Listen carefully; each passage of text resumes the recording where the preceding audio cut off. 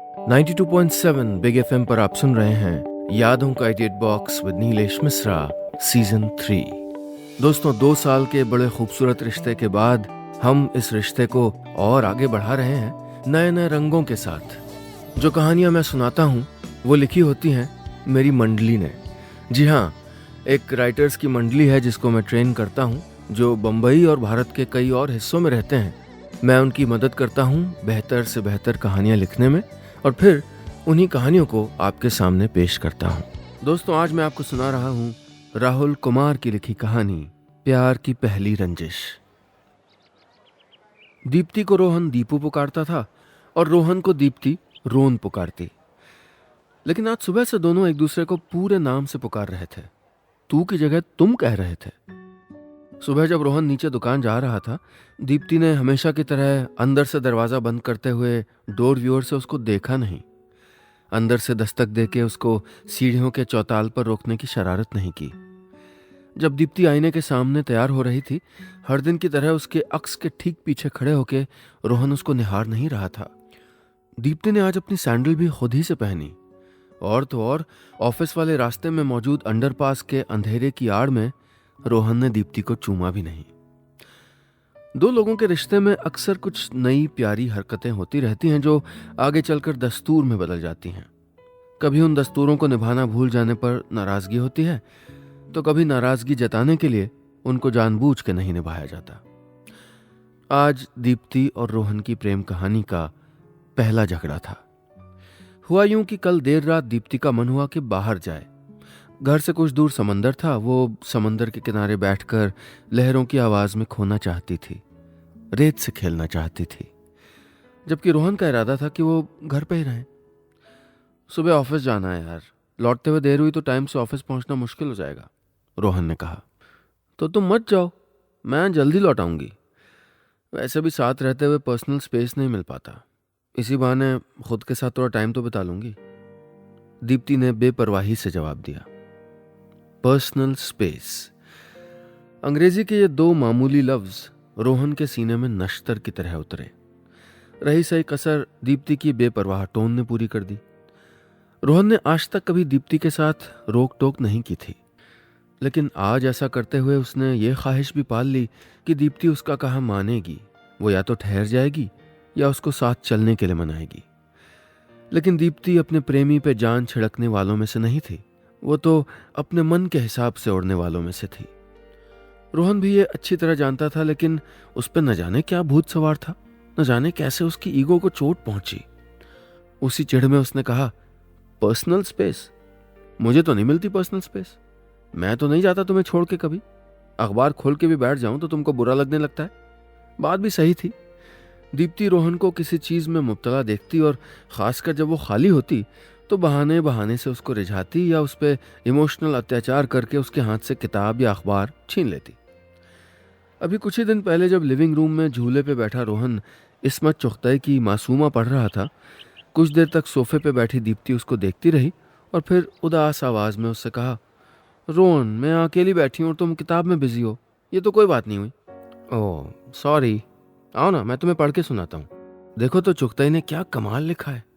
मुंबई का church gate ऐसा लगता है जैसे आंखों के सामने हो, रोमांचित होकर रोहन ने जवाब दिया। मुझे नहीं जानना चर्च गेट वर्च गेट, अभी मेरा मूड नहीं है किताबों का। तुम्हें पढ़ना तो पढ़ो, मैं मना नहीं कर रही। दीप्ति कहने को मना तो नहीं कर रही थी, लेकिन उसको समझना कोई रॉकेट साइंस तो था नहीं। रोहन ने किताब किनारे रखी और दीप्ति के पास आकर उसको अपनी बाहों में भर के बैठ गया। उनका हर वीकेंड अक्सर यूं ही साथ बैठे हुए गुजरता, कभी दुनिया भर की बातों के साथ तो कभी निशब्द एक दूसरे को देखते हुए। लेकिन आज उनकी मोहब्बत भरी जिंदगी पे जैसे राहु मंडरा रहा था। 92.7 बिग एफएम पर आप सुन रहे हैं यादों का edit box with Nilesh Mishra season 3। दोस्तों, आज की कहानी में अब तक आपने सुना कि दीप्ति और रोहन, जिनमें प्यार है और जो एक ही घर में एक साथ रहते हैं, उनका पहला झगड़ा हो गया है। दीप्ति देर रात बाहर समंदर किनारे जाना चाहती है और रोहन उसको मना करता है। दीप्ति उसकी बातों को अहमियत नहीं देती और इसके नतीजे के स्वरूप रोहन चिढ़ जाता है। अब आगे। जाना है तो जाओ, यूं बेजान बुत की तरह क्यों खड़ी हो? रोहन की तिलमिलाहट अभी खत्म नहीं हुई थी। कुछ देर पहले तक चहक रही दीप्ति का मूड अब बुरी तरह खराब हो चुका था, लेकिन उसका इरादा नहीं बदला। वो तैयार हुई और निकल पड़ी।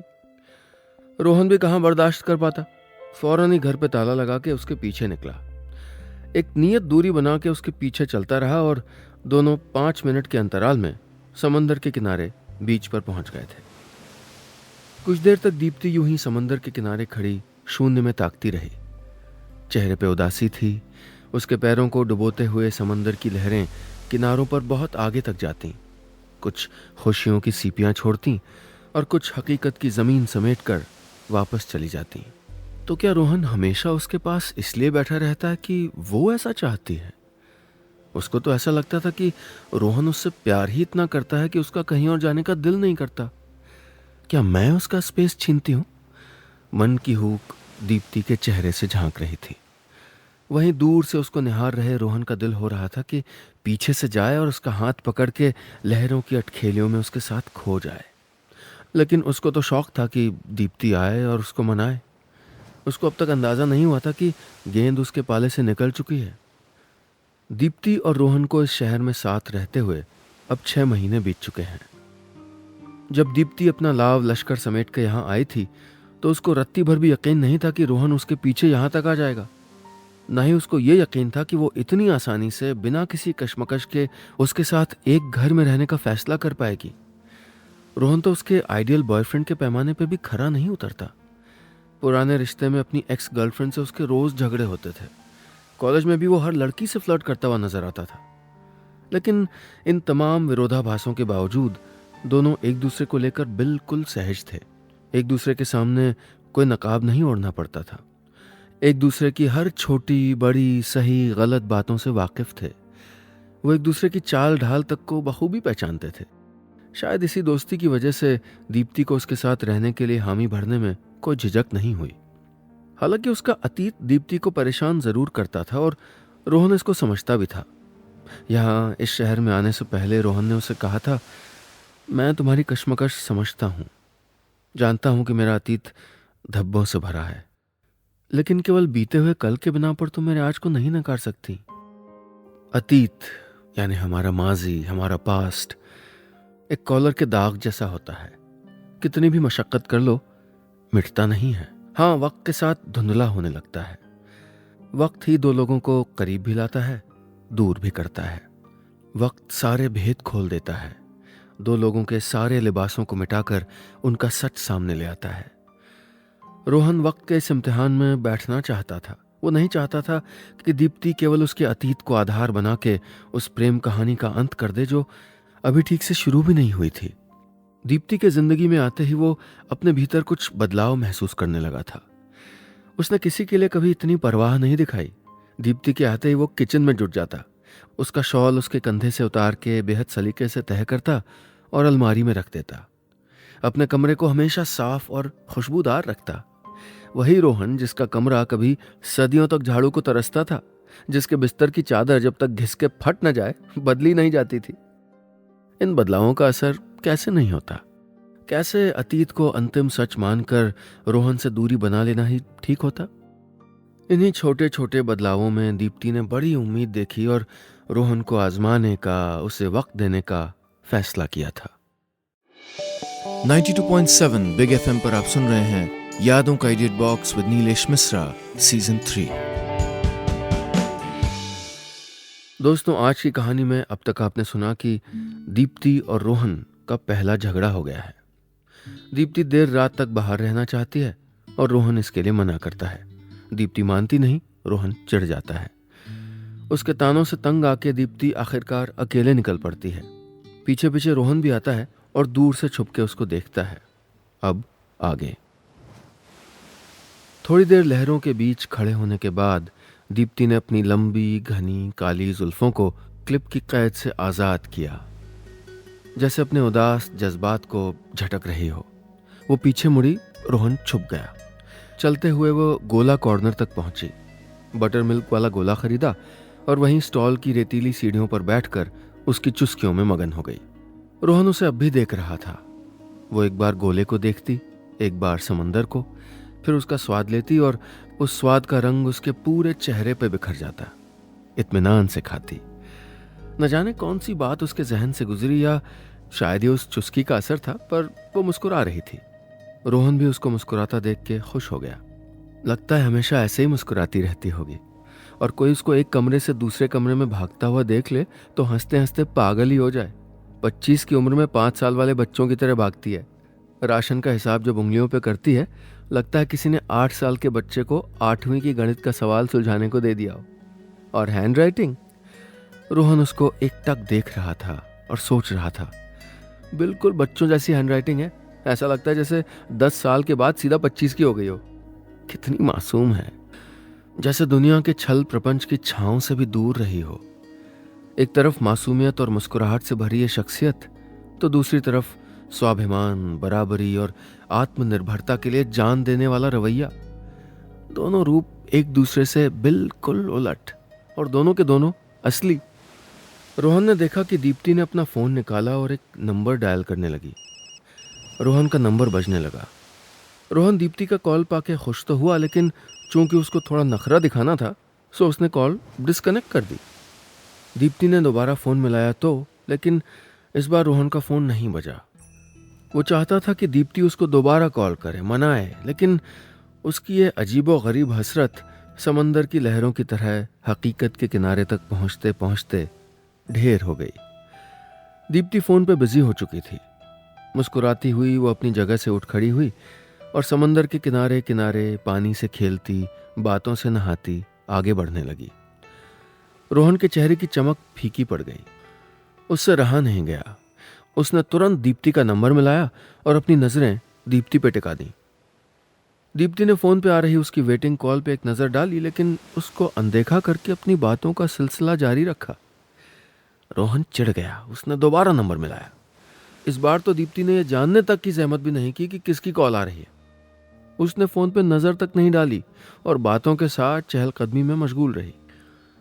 रोहन उसकी बातें सुन नहीं सकता था, लेकिन दीप्ति के चेहरे के भाव से साफ जाहिर था कि वो रत्ती भर भी परेशान नहीं है।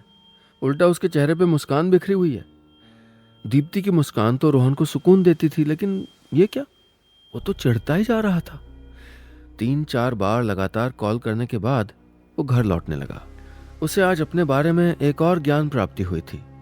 दीप्ति की हंसी या खुशी उसको केवल तब सुकून पहुंचाती है जब ये या तो उसकी वजह से आई हो या खुद दीप्ति की वजह से, तब नहीं जब इसमें कोई तीसरा शख्स भी शामिल हो। उसे ये बात खटक रही थी कि दीप्ति किसी और से बातों में मसरूफ है, कि दीप्ति उसको मना क्यों नहीं सकती। हमेशा दीप्ति ऊपर क्यों रहे, हमेशा उसी की बातों को सही क्यों माना जाए भाई। उसकी जिद या उसकी चाह के हिसाब से ही फैसले क्यों हो। अरे क्यों नहीं एक आध बार दीप्ति भी रोहन को थोड़ा तवज्जो दे। तरह तरह की बातें, तरह तरह के ख्यालों से होते हुए वो घर तक पहुंचा और वहीं बाहर बने चबूतरे पे बैठ के दीप्ति का इंतजार करने लगा।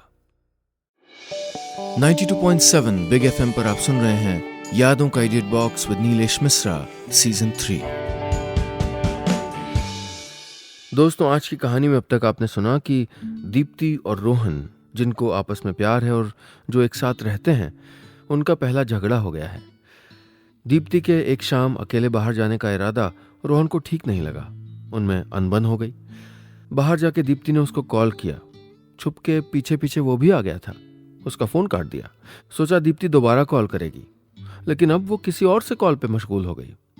लेकिन अब वो किसी दूसरी कॉल पे मशगूल हो गई। रोहन का मूड खराब है और वो वापस घर लौट आया है। अब आगे। रोहन को याद है किस तरह हंसी ठिठोली के बीच अपने बेंत के झूले पे बैठी दीप्ति ने लिंडा गुडमैन की तारों से तारों वाली किताब निकालने का हुक्म दिया था, और रोहन ने जो हुक्म मेरे आका कहते हुए वो किताब निकाल के उसको दे दी थी।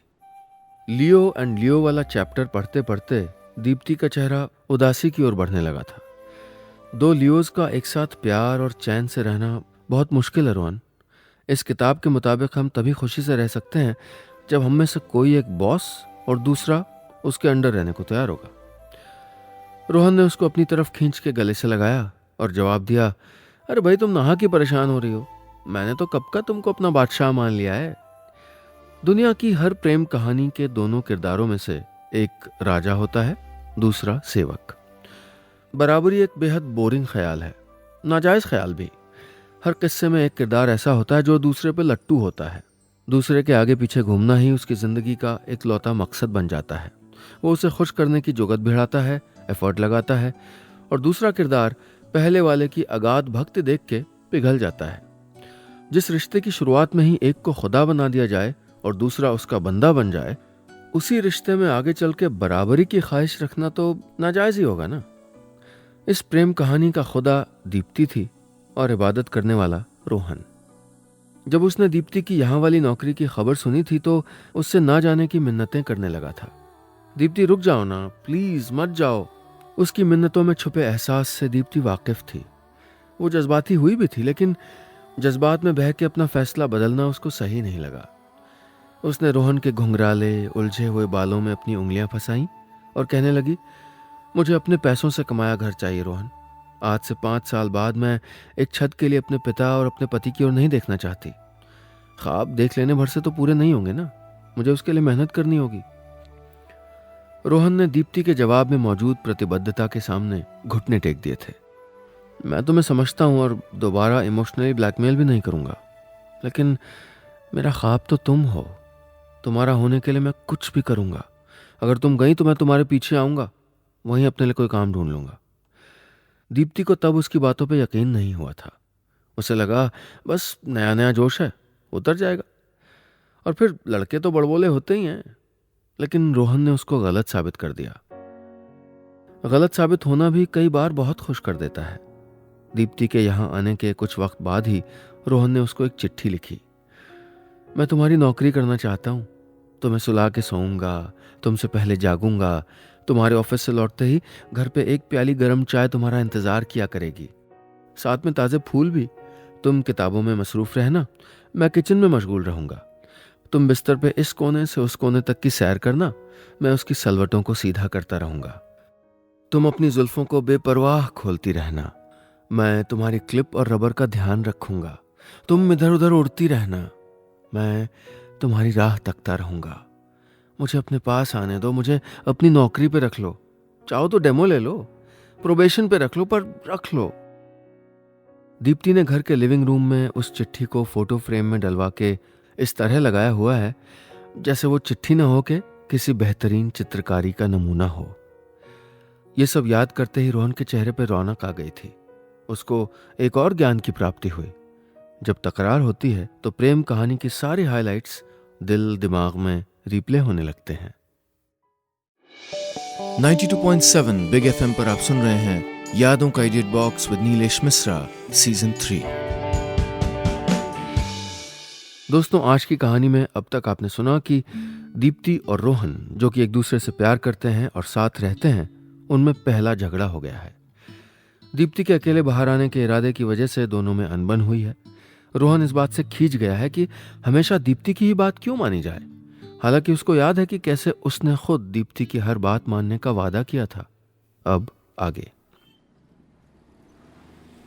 करीब 1 घंटा गुजर जाने के बाद दीप्ति आती हुई दिखी। वो खुश लग रही थी। यादों से तरोताज़ा हुआ रोहन फिर से अपने पुराने रंग में जा चुका था। क्यों? क्योंकि दीप्ति मस्त मौला सी चली आ रही थी। रोहन को भला ये कैसे बर्दाश्त होता कि दीप्ति उसके बगैर गई आई और फिर भी खुश है। उसने ताने से दीप्ति का स्वागत किया। मिल गई तुमको जीत, मजा आ गया ना बहुत। दीप्ति के चेहरे का रंग बदल गया। वो आई तो इस इरादे से थी कि घर पहुंचते ही रोहन को गले से लगा लेगी और जो भी छोटी सी तकरार है वो हवा हो जाएगी। लेकिन रोहन के ताने ने जैसे उसके होंठ सिल दिए। चौथी मंजिल तक पहुंचने के दौरान न रोहन ने रोज की तरह दीप्ति की कमर पे हाथ रख के छेड़ने की प्यार भरी हिमाकत की और न ही दीप्ति को उससे बचने के लिए तेज तेज भाग के ऊपर चढ़ने की जरूरत महसूस हुई। उसे मालूम था कि आज रोहन वैसा कुछ भी नहीं करने वाला था जिससे वो भले ही चिढ़ जाती थी, लेकिन जिसका वो इंतजार भी करती थी। ये शरारत भी दस्तूरों की उनकी फहरिस्त का अहम हिस्सा थी। आज रोहन के चेहरे से, उसकी हरकतों और उसकी बातों से वो आशिक नदारत था जिसे दीप्ति 24 घंटे अपनी ओर प्यार भरी नजरों से देखता हुआ पाती थी। दीप्ति को अक्सर ही हसीन वादों की बाढ़ में बहा देने वाला रोहन आज न जाने इतना रूखा क्यों हो गया है कि दीप्ति का आहत होना उसको बिल्कुल भी नहीं दिख रहा। क्या यही गुस्सैल और बदतमीजी से भरा व्यवहार रोहन की असलियत है? क्या प्यार का शहद उड़ेलने वाला रोहन महज एक दिखावा है? बड़ी से बड़ी बातों को हंसी में टाल देने वाला रोहन, कभी भी किसी भी बात पे दीप्ति के खिलाफ ना खड़ा होने वाला रोहन, उसकी हर चाह में अपनी चाह दिखाने वाला रोहन कहाँ है आज? क्या अपनी मर्जी से बीच पे चले जाना, अपने किसी दोस्त से फोन पे एक आध घंटे बात कर लेना, क्या ये इतनी बड़ी बात है कि रोहन अपना आपा खो दे? क्या मैंने वाकई कुछ गलत किया है? दीप्ति को रोहन की तरह चीखना, चिल्लाना और ताना मारना नहीं आता। जब वो तकलीफ में होती है तो खामोश हो जाती है, जवाब देना बंद कर देती है। दोनों चुपचाप घर में दाखिल हुए। दीप्ति सीधा बेडरूम की तरफ बढ़ गई और रोहन ने बेजान दरवाजे पे अपनी भड़ास उतारते हुए उसको जोर से पटक के बंद किया। रोहन को मालूम था कि वो ओवर रिएक्ट कर रहा था, लेकिन खुद को ऐसा करने से वो न जाने क्यों रोक नहीं पा रहा था। वो चाहता था कि वो दीप्ति के पास जाए, उसको गले से लगा ले, लेकिन उसको जीतना था। अपने अहम, अपनी ईगो पे उसका काबू नहीं था।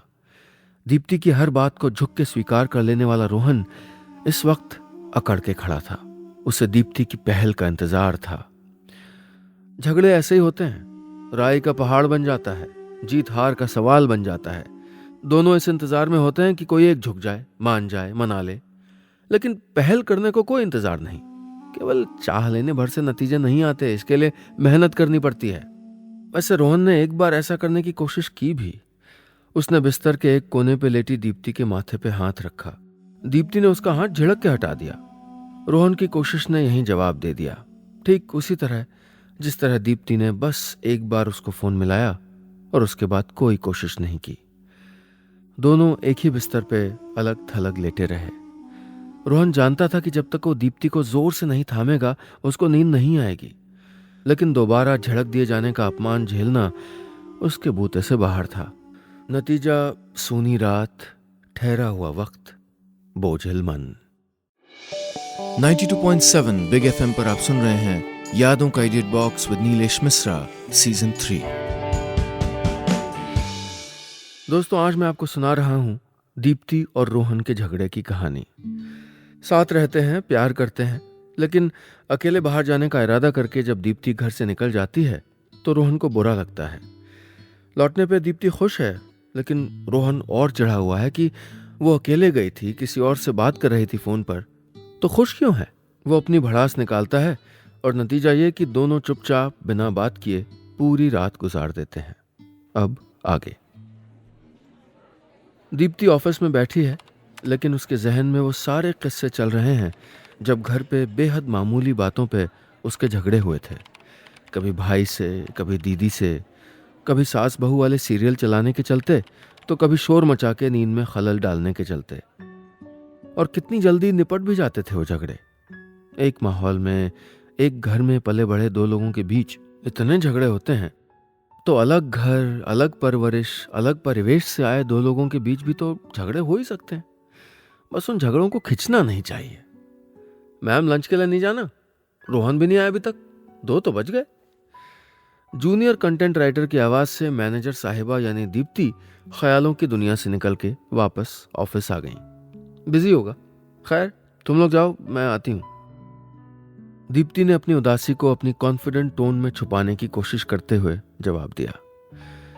रोहन हर दिन लंच के लिए दीप्ति के ऑफिस वाली कैंटीन में आया करता था। पिछले 2 महीनों में एक दिन भी ऐसा नहीं हुआ था जब वो ना आया हो, बारिश में भीगकर, धूल में डूबकर। लेकिन आज उसका कोई अता पता नहीं था, ना ही कोई कॉल। दीप्ति अब तक इंतजार में थी कि रोहन इस झगड़े को खत्म करने की पहल करेगा, अपने हिस्से की गलती को महसूस करेगा। लेकिन उसकी ओर से कोई पहल ना होता देख के दीप्ति ने खुद ही रोहन का नंबर मिलाया। वो अपने रिश्ते को एक बेतुके झगड़े के लिए खराब नहीं होने देगी। लेकिन ये क्या, रोहन का फोन बंद है। झगड़ा खत्म करना तो दूर, वो उसको बढ़ाने पे तुला है। हद है। दीप्ति को गुस्सा आया। उसने खुद पे काबू किया और उठ के कैंटीन की तरफ बेमन से बढ़ी। 2 महीने में आज ऐसा पहली बार हुआ कि रोहन के बॉस ने लंच से ऐन 15 मिनट पहले उसको एक मीटिंग के लिए बुला लिया। उसका ध्यान बार बार घड़ी पे जा रहा था।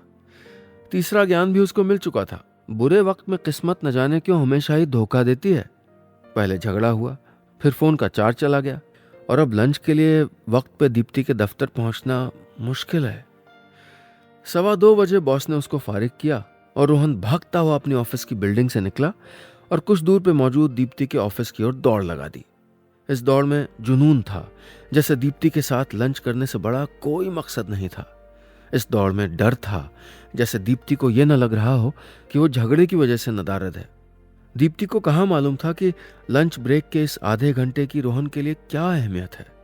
4 लंबे घंटों की थकाऊ जुदाई के बाद मिलने वाला सुकून से भरा मुट्ठी भर वक्त, जो सारी थकावट खत्म कर देता है, जो मन की सारी उथल पुथल को शांत कर देता है।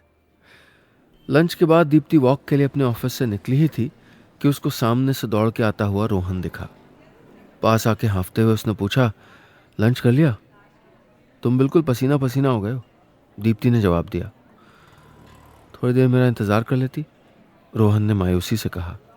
तुम्हारा फ़ोन बंद क्यों है? दीप्ति ने सवाल किया। चार्जिंग ख़त्म हो गई थी। रात झगड़े के बाद चार्ज करने का ध्यान कहाँ था? अब मैं किसके साथ लंच करूँगा? रोहन के चेहरे पे उदासी थी। मैं बॉस हूँ, एक दिन 1 आध घंटा तो निकाल ही सकती हो ना? दीप्ति ने उसका हाथ अपने हाथ में लेके मुस्कुराते हुए कहा। इन 2 लम्हों में इतनी सहजता थी जैसे कुछ हुआ ही ना हो। इस रिश्ते को कल रात एक ठोकर लगी थी, लेकिन यह अब भी उतना ही मासूम, उतना ही जिंदा और उतना ही जुनूनी था। दोनों के चेहरों से झांकता सुकून इसकी गवाही दे रहा था।